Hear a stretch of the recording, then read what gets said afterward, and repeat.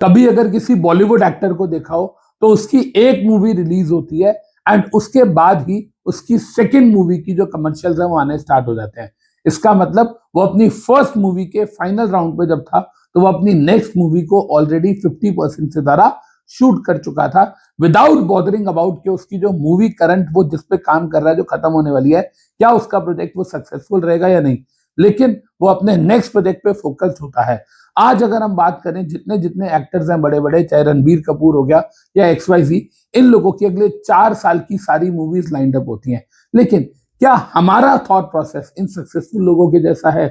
क्या हमारा रिजल्ट जैसा भी आए पॉजिटिव और नेगेटिव, क्या हम अपने नेक्स्ट मूव के लिए प्रिपेयर्ड हैं? बेटा यही फर्क होता है एक सक्सेसफुल माइंड में और एक मीडियोकर अनसक्सेसफुल मेंटल स्टेटस में। एक एग्जाम आपका फ्यूचर डिसाइड नहीं करता, लेकिन उस एग्जाम के बेसिस पे आप फ्यूचर में क्या एक्शंस लेने वाले हो वो जरूर आपका फ्यूचर और आपकी फेट लिख सकता है। आज आपके CS एग्जीक्यूटिव के एग्जाम्स खत्म हो गए। अब आपको क्या करना चाहिए? आपको 3 to 5 डेज अपनी बॉडी को डिटॉक्स करना चाहिए। आपकी आंखें हो, आपका दिमाग हो, आपकी बॉडी हो, ये सब रेस्टलेस हैं, थके हुए हैं, तो आपको एटलीस्ट 72 आवर्स से 96 आवर्स चाहिए इन सब को बैक टू नॉर्मल लाने के लिए।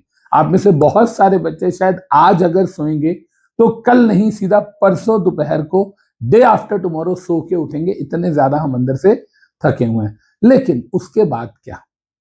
आज हम 8 तारीख पे बैठे हैं, 9, 10, 11, 12 हो गई, उसके बाद क्या?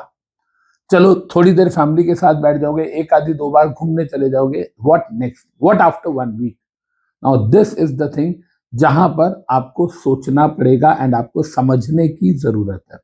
सबसे पहले आपको क्या करना है? आपको अपनी जो परफॉर्मेंस है उसको इवैल्यूएट करना है कि यार मैं इस बार क्लियर हो रहा हूं या नहीं हो रहा हूं।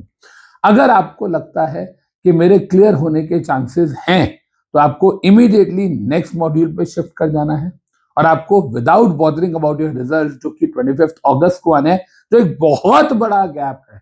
अगर आप देखेंगे तो 10 जून से लेके 25 अगस्त तक 75 डेज हैं बीच में। 75 डेज बहुत होते हैं जिंदगी के खराब करने के लिए या किसी चीज का इंतजार करने के लिए।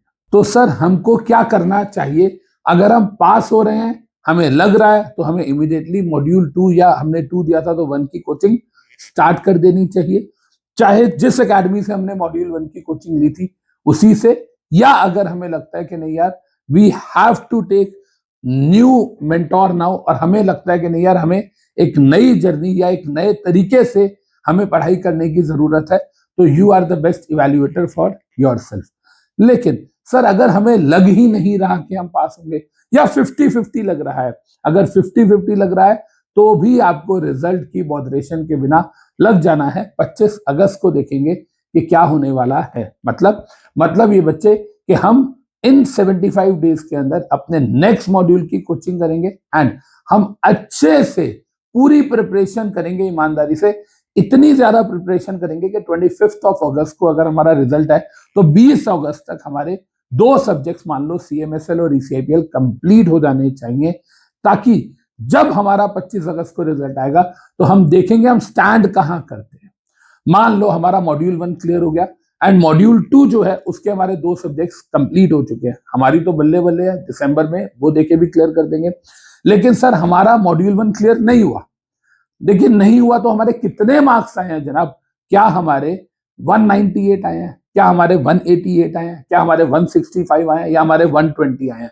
उस पर डिपेंड करेगा फिर कि क्या हमें दिसंबर में एक ग्रुप देना है या दोनों देने हैं, या सर एक देना है तो कौन सा दे, जो हमारा क्लियर नहीं हुआ वो दे, या सर ये जिसमें 2 सब्जेक्ट हमारे कंप्लीट हो चुके हैं वो दे।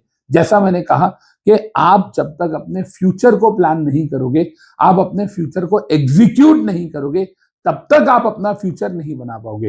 तो 25 अगस्त जो कि फ्यूचर डेट है, वो उस दिन आपका क्या रवैया होगा, आपका क्या एटीट्यूड होगा, आपका क्या थॉट प्रोसेस होगा, वो डिपेंड करता है कि ये वाले 75 डेज को आप किस तरीके से बेस्ट मैनर में यूटिलाइज करते हो। और बहुत सारे बच्चे ऐसे भी हैं जो कि सर हमने तो बोथ ग्रुप्स दे दिए, तो सर जब हमने बोथ ग्रुप्स दे दिए तो अब हम क्या करें इन 75 डेज में?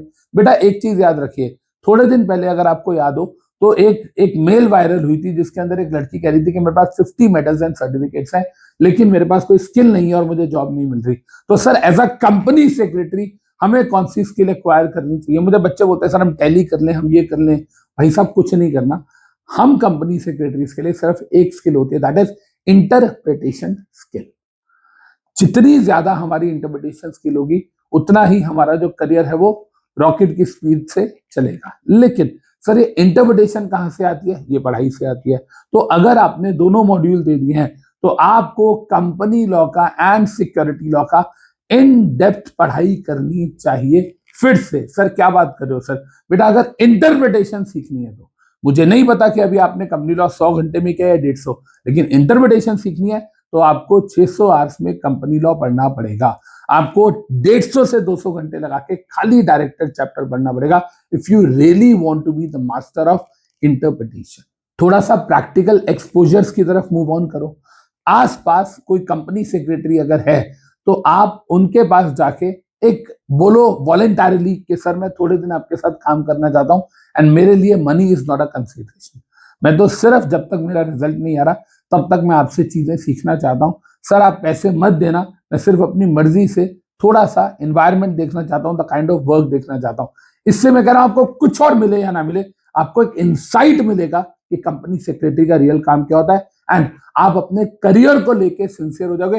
And trust me within 24 hours to 48 hours of joining आपको ये समझ आ जाएगा कि आपने पढ़ाई में क्या क्या गलतियां की हैं। वो जो सेल्फ रियलाइजेशन है ना, उसके लिए ये वाला स्टेप बहुत जरूरी है।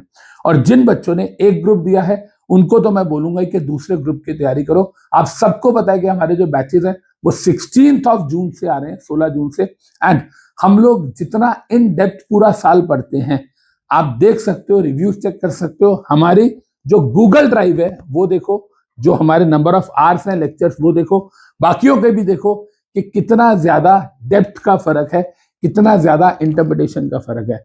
आप YouTube पे जाओ, चाहे मॉड्यूल 2 के अंदर insider trading by CS Amit Vora sir लिखो, you will get to know कि अच्छा इसको बोलते हैं बेयर एक्ट या बेयर रेगुलेशन।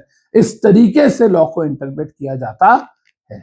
लास्टली बच्चे मैं आपको ये कहना चाहूंगा कि कंपनी सेक्रेटरी का जो कोर्स है या कंपनी सेक्रेटरी की जो लाइफ है, it is not a sprint, it is an ultra marathon. You need to run again and continuously forever. You will run, you will fall, then you will again bounce back, but this is never ending journey. Being a company secretary, you have to be a student throughout your life, and trust me, the more you learn, the more you earn. Love you guys. Thank you.